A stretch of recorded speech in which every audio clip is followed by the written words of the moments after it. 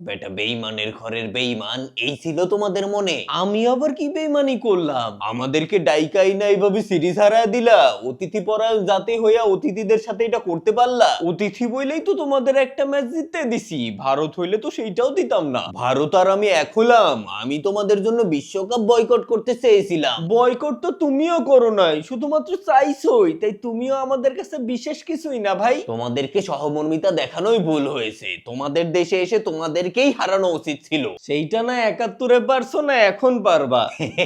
আরে যাও বাংলাদেশের ফেভারে, আরো ডাকো বাংলাদেশে ভাই। সেইটাই ভাবতেছি, আসলে এখন আর দুনিয়ায় কেউ কারো ভাইটাই নাই। আজকে পাকিস্তান সিরিজ হেরে চলতেছে, কয়দিন পরে ভারত তুমি এলে তোমাদেরকেও জ্বালায় করে দিব ছাই।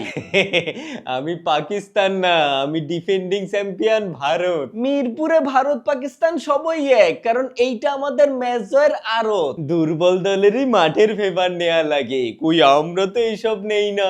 মাঠ, দেশ, আম্পায়ার, ইভেন আইসিসির ফেভার নেয়া দল ফেভার নিয়ে কথা বলতেছে, বিষয়টা সেই না? ভারত এখন থেকে তুমি আমার ভাই, আমার হয়ে প্রতিশোধ নিবা কইলাম। আরে জোস, আমি দেখি শত্রুরে বন্ধু বানায় দিলাম। তোমার প্রতিশোধ আমি নিব পাকিস্তান, তুমি একদম টেনশন নিও না। তার আগে ভয়ে আবার সিরিজটাই ক্যান্সেল করে দিও না।